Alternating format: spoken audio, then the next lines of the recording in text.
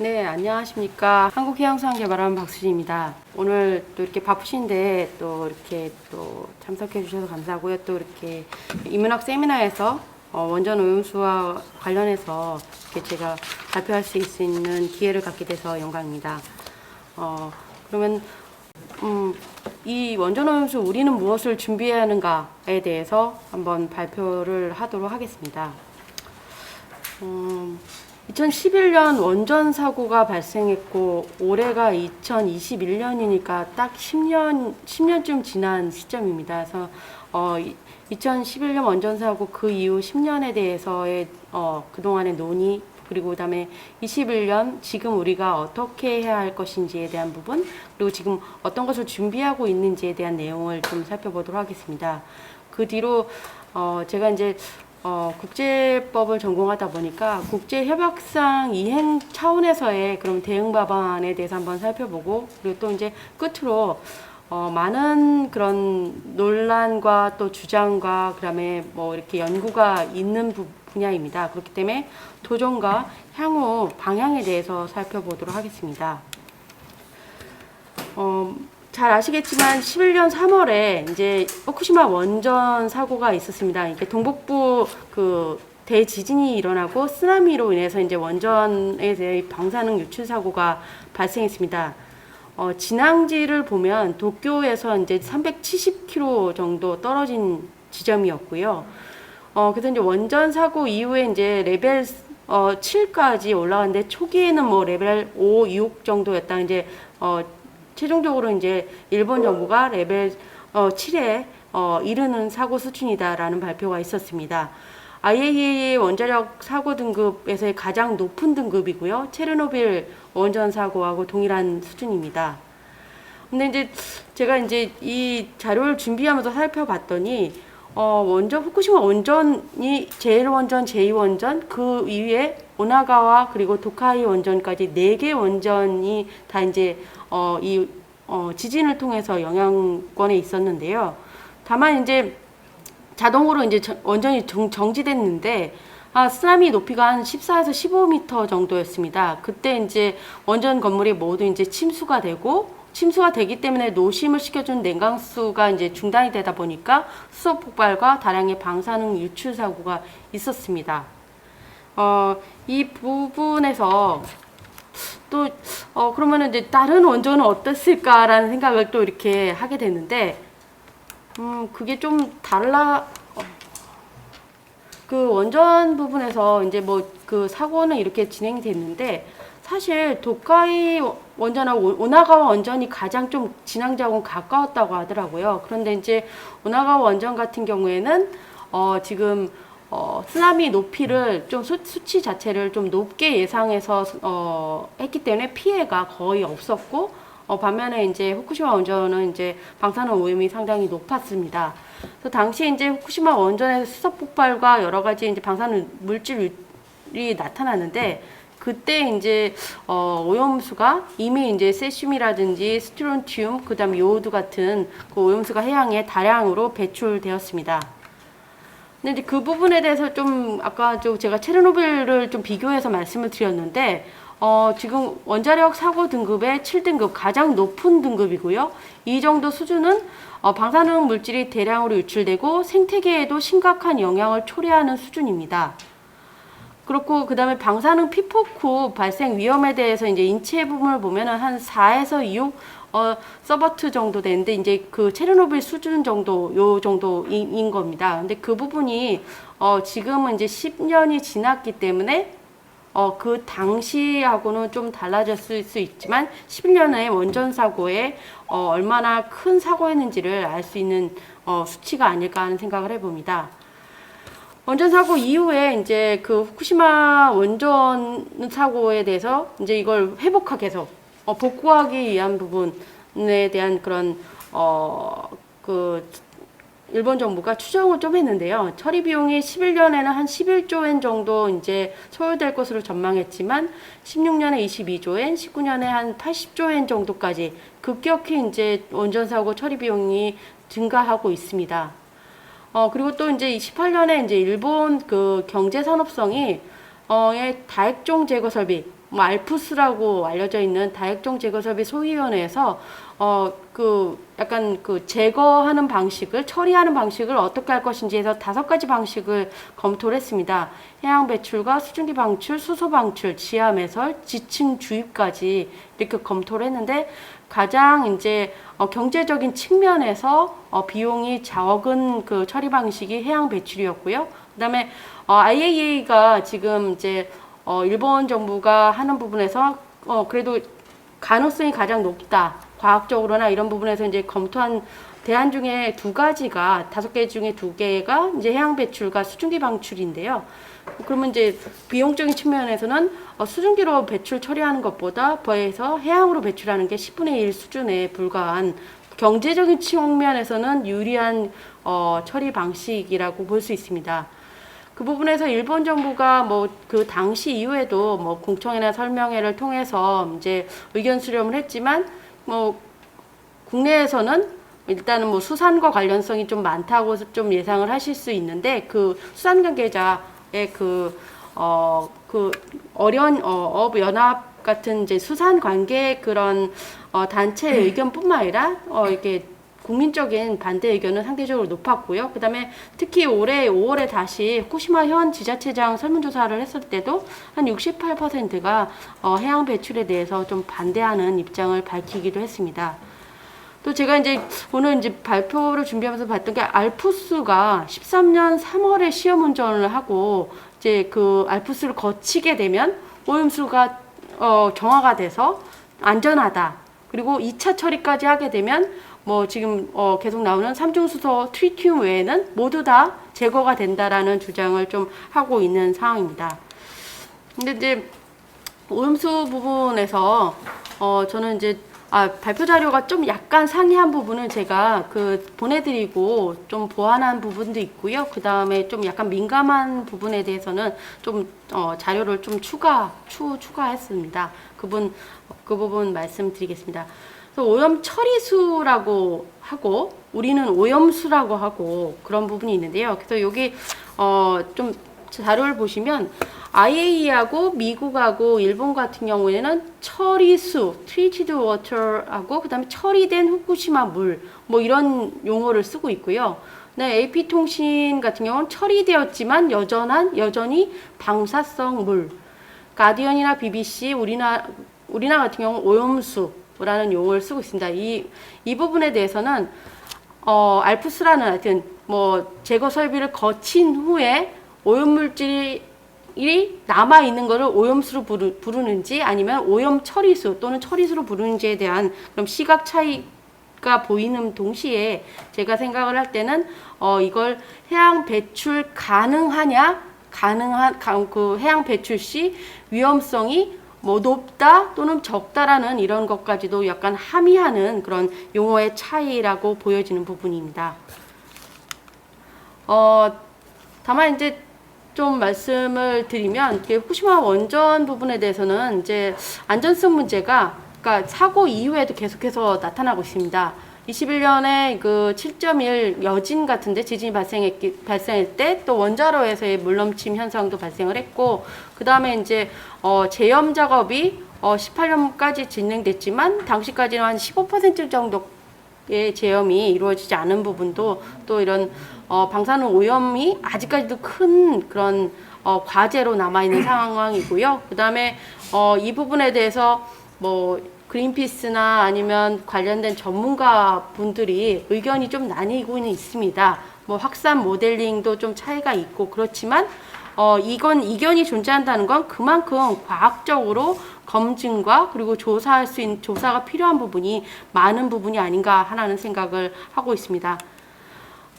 원전 오염 사고 이후에 이제 일본 IAEA는 이제 일본과 폐로 작업에 대해서 이제 일본의 폐로 작업에 대한 계획과 활동에 대해서 심사를 하고 있습니다. 그 부분에서 IAEA가 이제 5차례 이제 활동 심사를 했는데요. 그러니까 13년과 15년, 18년에 이제 폐로 작업을 심사를 했고 IAEA 전문가 팀이 이제 기본에 이제 12명으로 구성돼서 이제 그런 계속 평가 보고서가 이제 IAEA 홈페이지에 업로드되고 있습니다. 다만 이제 우리나라 전문가는 이제 올해 이제 그 원자력 안전기술원의 전문가가 국제검증단에 이제 참여하게 되었고요. 근데 이제 IAEA가 그동안에 했었던 그런 평가 이외에 요번에 국제검증단에서 하겠다라는 내용이 배출될 물, 향후 배출될 물입니다. 사고 당시가 아니라 배출될 물의 방사능의 정의를 어떻게 할 것인지, 안전과 그 다음에 환경 방사능 감시, 그리고 영향평가, 기타 이제 규제라든지 평가 부분에 대한 내용을 이제 업무를 수행하는 걸로 되어 있는데, 좀 저는 한계라고 좀 생각을 하는 부분이 이 지금 원자력 안전 부분은 있지만 해양수산 쪽, 결국에는 이제 아까 이사장님께서도 말씀해 주셨지만 가장 좀 우려가 높은 부분의 하나가 결국에는 수산물에 축적돼서 그걸 인간이 섭취했을 때의 안전성 문제도 저는 있다고 생각을 하는데, 해양 생물이라든지 해양 물리, 수산자원, 그러니까 해양 생태계의 먹이 사슬 구조와 그런 축적됐을 때의 위험성을 이제 검토할 수 있는 전문가가 좀 부족한 게 아닌가 하는 생각을 해봤습니다. 그리고 국내 여론에서는 앞서 말씀드린 것처럼 이제 일본에서의 해양 배출 반대 의견이 좀 높은 상황이고요. 그 다음에 이제 주변 국가로서는 한국과 중국, 러시아, 또 EU, 대만 등 국가는 이제 반대나 우려 표명을 했습니다. 다만 이제 IAEA나 미국 같은 경우에는 IAEA 기준과 절차를 준수하고 정보를 제공한다는 전제하에 일본의 해양 배출 부분은 검토할 수 있다, 검토 가능한 방식이다라는 의견을 또 표명한 바 있습니다. 기타 우리나라도 이제 여러 가지 양자 그리고 다자 협의를 통해서 우리나라의 입장을 좀 반영하려고 노력을 하고 있는 것으로 알고 있고요. 그럼 21년 지금 우리는 어떻게 하고 있는지에 대해서 한번 살펴보도록 하겠습니다. 후쿠시마 원전에 대해서 저희가 이제 2011년부터 21년까지 키워드 분석을 했는데, 연관어 분석을 하니까 오염수가 가장 좀 많이 등장을 하고 있고요. 근데 이제 구글 트렌드에서 보면은 일본 지역에서 검색한 걸 보면은 오염수라는 것보다는 처리수라는 표현이 훨씬 더 많고요. 그 다음에 19년 이후에 결국에는 그 처리수를 이제 해양에 배출할 수 있다라는 그런 약간 처리 방식에 대한 일본 입장이 좀 기사로 좀 나오기 시작하니까 그 뒤에 약간 처리수하고 방출 문제에 대한 그런 관심도가 커진 것으로 나타났습니다. 우리나라 정부 책임입니다. 요건 좀 자료에서 좀 추가된 부분인데요. 제가 일본 정부가 우리나라 정부에서 보면 이제 그 보도자료 있는 홈페이지가 있는데 다 검색해서 자료를 다 갖고 있다고 하더라고요.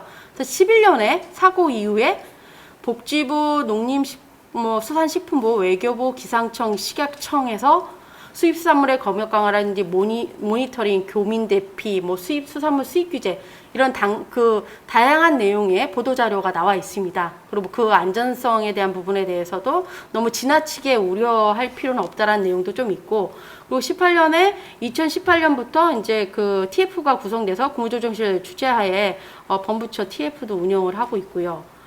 그리고 21년에는 이제 올해 이제 방사능 조사 부분에 대한 조사 정점각을 좀 확대한다라는 내용도 발표를 했고, 그다음에 수산물 수입 금지에 대한 부분은 지금 현재 유지한다. 다만 이 부분에 대한 것도 얼마 전 이제 미국이 수산물 규제에 대해서 이제 그 규제 제한을 이제 더 이상 하지 않겠다라는 입장을 또 표명한 바 있어서 이 부분에 대한 것도 좀 우리가 또 대외 변수로 좀 검토가 필요한 부분이기도 합니다. 제가 이제 정부의 주요 대응을 좀 추격적으로 말씀드렸는데요. 정부 주요 대응에서 부분에서 보면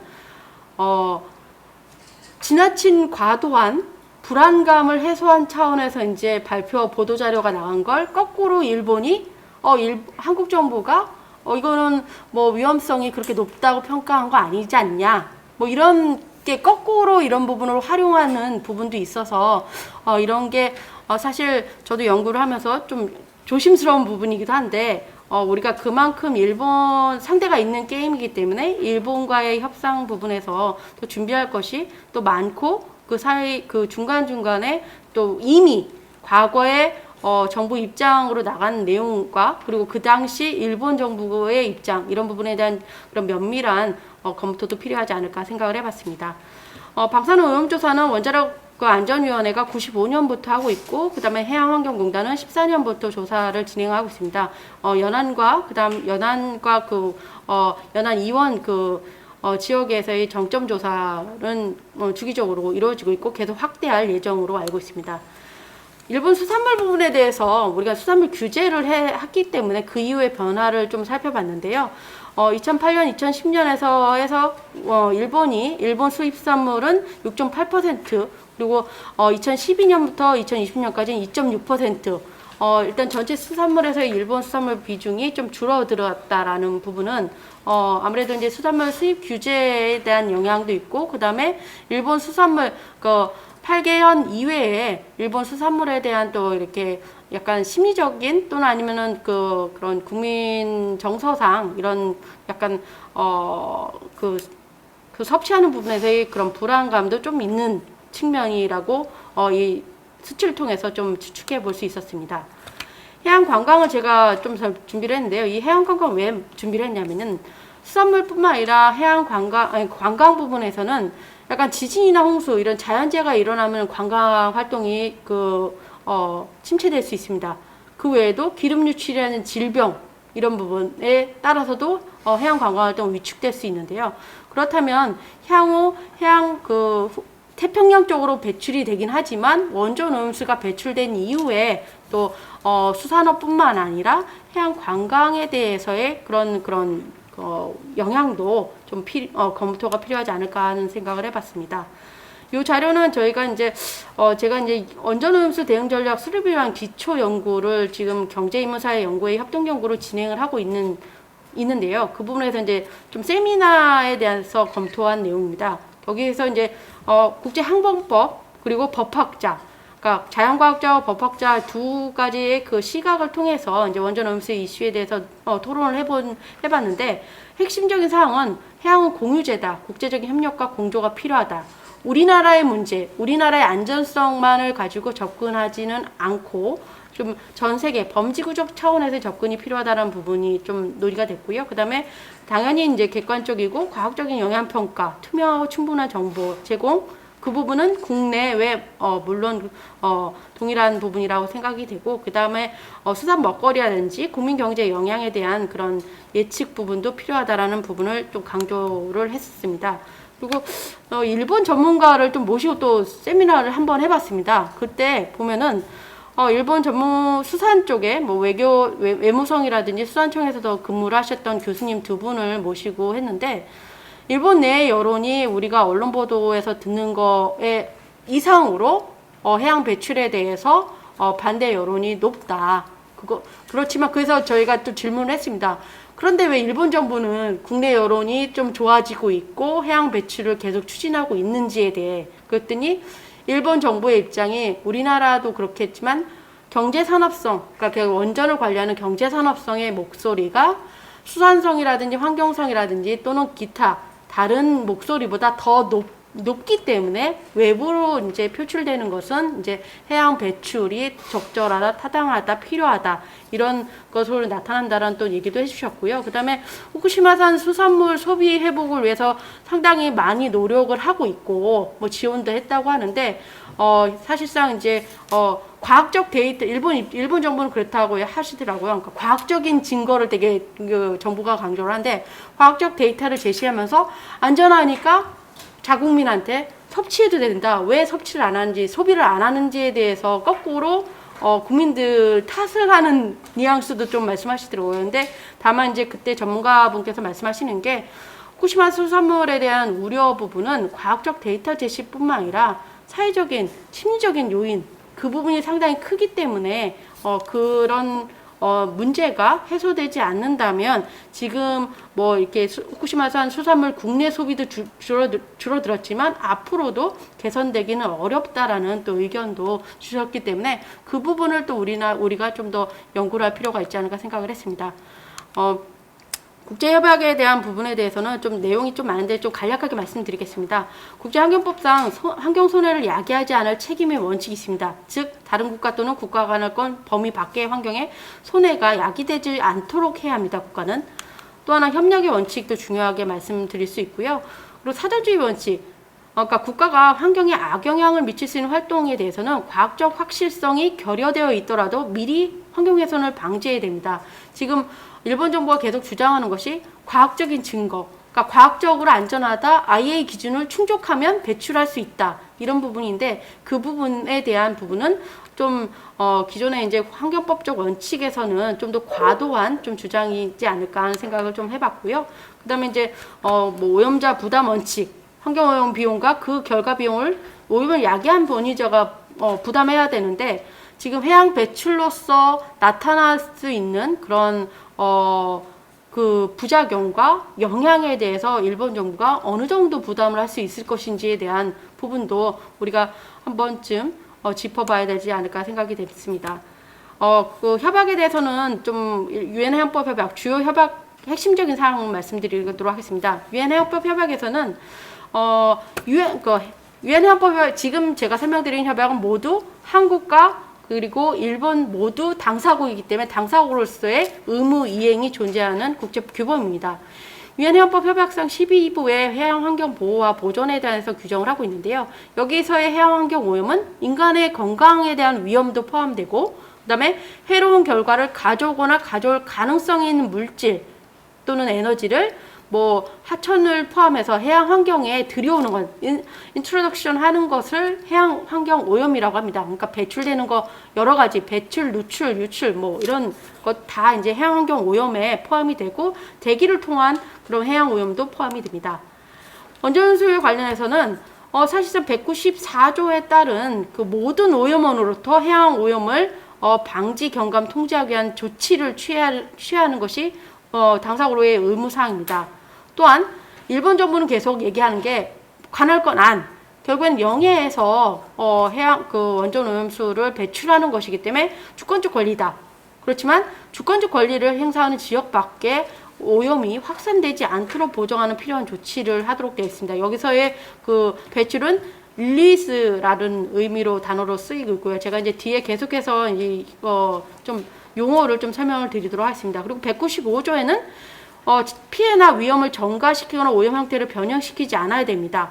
그러니까 일본 정부에서 발생한 오염을 결국에는 전가시키는 그런 모습으로 저는 이제 해양 배출이라는 것이 이루어지는 것이 아닌가 하는 생각이 들고 이 문제는 지구적, 지역적 차원의 협력이 필요한 이슈라고도 생각이 됩니다. 또한 이제 204조부터 206조에서 환경영향평가 부분이 있는데요. 해양 환경 오염의 위험이나 영향을 과학적 방법에 의해서 관찰, 측정, 평가하고 실행 가능한 노력을 해야 됩니다. 또 그리고 이런 실질적인 오염이나 중대하고 해로운 결과를 가져올 것이라고 믿을 만한 함적 근거가 있는 경우에는 영향을 평가하고 그 관련된 평가 보고서를 권한 있는 국제기구에 제출하도록 되어 있습니다. 권한 있는 국제기구를 특정하진 않았지만 IAEA만 해당된다고 저는 보지 않기 때문에 이런 부분에 대한 것도 검토가 필요하다고 생각하고요. 그다음에 다만 그리고 11년은 사고에 의한 것이지만 23년부터 일본 정부가 이제 계획하는 23년부터 배출하는 것은 계획된 해양 배출이라는 측면에서 반드시 해양환경 영향평가가 실질적으로 이루어져야 된다고 생각이 됩니다. 그리고 IMO 협약 부분인데요. IMO 협약에서는 뭐 이 런던 협약과 런던 의정서가 적용 가능한지 여부에 대해서 좀 논란이 있고 일본 정부는 런던 협약과 런던 의정서의 적용 대상이 되지 않는다라고 주장을 하고 있습니다. 다만 제가 이제 좀 검토를 해봤을 때 협약 전문에 보면은 해양 오염은 대기나 하천, 하구, 배출구, 파이프라인을 통해서 투기 또는 배출되는 그러니까 덤핑이나 디스차지 되는 여러 오염에서 발생하는 거에 대해서 다 이 부분을 감소하기 위해서 노력을 해야 된다는 그 협약 전문이 있습니다. 그리고 이 부분에서 이제 일본 정부는 원전이 육상 시설이기 때문에 이 덤핑도 아니고 배출도 아니다라고 하지만 사실상 지금 계획하고 있는 것은 파이프라인을 통해서 밖으로 바다 쪽으로 빼서 이제 배출하는 방식을 하고 있기 때문에 런던 협약과 런던 의정서의 적용 부분에 대해서도 좀 다시 그 배출 방식을 고려해서 좀 검토가 필요하지 않을까 하는 생각을 좀 해봤습니다. 11년 당시 그 IMO에서는 지금 사고 이후에 국제 수송에 미치는 영향 그리고 뭐 선박 평형수 교환을 해야 되는 선박 평형수에 방사능오염수가 포함됐을 경우의 그런 부분에 대한 검토를 좀 한 상황이었습니다. 그리고 좀 속도를 내겠는데요. 생물다양성 협약 저는 이 협약에 좀 강조드리고 싶은 게 뭐냐면 일본이 생물다양성 협약 그 2010년에 나고야에서 당사국 총회 10차 당사국 총회를 했고요. 그다음에 생물 다양성, 특히 이제 해양 생물 다양성을 보호하기 위해서 Sustainable Ocean Initiative라고 소이 프로그램을 또 이제 지금 10년째 지금 운영하고 있습니다. 해양을 보호한다라는 측면에서 하고 있는데 그런데 일본 정부가 하는 그런 계획하고 있는 해양 배출 부분은 다른 국가의 환경이나 자신의 관할권 이원 지역의 환경 피해가 발생하지 아니하도록 하는 보장할 책임에 이걸 부합하는지 부분, 그리고 부정적 영향에 대해서 이제 최소한 조치 부분이 있어야 되는데 뭐 영향 평가도 물론 포함이 됩니다. 이런 부분이 좀 생물다양성 협약에서의 그런 당사국의 의무 사항하고는 상충되는 부분이 있지 않나 생각이 되고요. 그다음 유엔 공해협정 같은 경우에는 이제 저는 이제 이 부분을 태평양에서 시작하기 때문에 우리나라에 도착하는 것은 마지막에 도착한다는 게 일본의 해류 방향에 따른 주장입니다. 그런데 제가 생각할 때 유엔 공해협정 같은 경우에는 이제 우리나라에서의 그런 고도 회유성 어족 자원이 러시아 쪽으로 올라가서 알래스카로 갔다가 다시 오거든요. 그렇다면은 그리고 모델링을 통했을 때도 우리나라 바로 동해 쪽은 아니지만 위에 그 러시아 위쪽으로 올라갔을 때 영향은 그 태평양을 배출하더라도 영향이 있을 것이라고 또 과학자들도 전망을 하고 있기 때문에 이런 부분에서는 우리나라가 뭐 중국, 러시아 쪽 국가들과도 또 이렇게 협력을 해서 좀 이렇게 주장할 수 있는 부분이 있지 않을까 하는 생각을 하고 있고요. 근데 한일 양자협정 차원에서는 제가 검토를 했는데 원전수 해양 배출 부분에 대해서는 좀 별도의 양자협정이 필요한 부분이 아닐까 하는 생각을 하게 됐습니다. 기타 이제 잠정조치하고 국제재판소 제소 부분이 있는데 사실 이 부분에 대해서 그러니까 가장 마지막 라스트 옵션이라고 생각을 합니다. 왜냐면 국제재판소의 뭐 잠정조치 그다음에 기타 뭐 중재재판 이런 부분에 대한 것은 외교적인 노력과 협력 여러 가지 그게 제대로 이행되지 않을 경우에 하거나 아니면 그것을 외교적인 그런 협상을 우리나라에게 유리하게 이끌어내기 위한 선제 조치로서 좀 검토할 수 있는 부분인데 사실상 잠정 조치뿐만 아니라 국제 그 재판소에서 우리가 승소할 수 있는 가능성이라든지 전략을 검토한 이후에 좀 추진하는 것이 좀 좋지 않을까 하는 생각을 해봤습니다. 도전과 그 과제에 대해서 말씀드리고 마무리하도록 하겠습니다. 이 부분은 좀 추가됐습니다. 일본 정부가 주장하는 내용에 대해서 제가 한번 검토를 해봤거든요. 삼중수소는 그러니까 트리튬은 정상적으로 원전, 그러니까 한국이나 미국이나 원전을 운영하고 있는 국가들 모두 정상 원전 운영 과정에서도 발생하기 때문에 일본이 이렇게 알프스를 통해서 삼중수소가 걸러지지 않더라도 배출하는 것은 문제가 없다. 또 그 다음에 자연 방사선에 의한 방사선 영향보다 해양 배출로 인한 방사선 영향은 더 낮다. 그리고 일본 정부는 IAEA 기준을 준수해야 배출을 할 수 있다. 충족할 수 있다. 그리고 충분하고 투명한 정보 공개를 해왔고 모두 뭐 삼중수소 외에는 제거 가능하다라는 주장을 하는데 제가 생각할 때 이게 객관적으로 검증하는 부분에서는 좀 더 우리가 모니터링하고 평가 이제 이건 시간이 필요한 부분이긴 하지만 과연 가능할까라는 부분이 있습니다. 그리고 뒤에서 좀 다시 말씀드리겠는데요. 왜냐면 만약에 뭐 그렇게 되지 않으면 좋겠지만 대규모 원전 사고가 발생했을 경우 세계 어디에서 그랬을 때는 아까 5가지 옵션 중에서 해양 배출을 결정을 했는데 5가지 옵션에 대한 분석 검토도 이루어지지 않을 것이다라는 생각이 듭니다. 저는 이게 나쁜 선례, 그러니까 여러 가지 4가지 방식에 대해서 불가피한 선택이 아니라 가장 쉽고 가장 저비용에 그리고 지속적으로 한 40년 예상을 하는데 지속적으로 배출할 수 있는 방식으로 해양 배출을 선택한 것이 아닌가라는 우려를 좀 하고 있고요. 그다음에 또 제가 좀 생각한 게 우리가 얼마나 알고 있을까랍니다. 왜냐하면 계획된 해양 배출은 지금 일본 정부가 최초로 시도하는 것이고 현재 지식 범위 내에서 이게 완전한지에 대한 부분입니다. 그리고 또 IAEA 기준치 함정 부분을 좀 생각해 볼 필요가 있다고 생각을 했는데요. 왜냐면 IAEA 기준은 피폭량, 아까 제가 방사능에 대해서 이제 안전성 부분 7등급하고 그다음에 인체 안전성 이렇게 그게 IAEA 기준인데 기준치가 충분한데 총량 자체가 왜냐면 지금은 125만 톤 정도이고, 그 다음에 70%는 기준치 이상이 넘지만, 그걸 다시 2차 알프스 처리를 하게 되면 기준치는 다 만족할 수 있다라는데, 125만 톤이 후쿠시마 원전에서 앞으로 나올 것까지 포함된 총량이 아니라는 겁니다.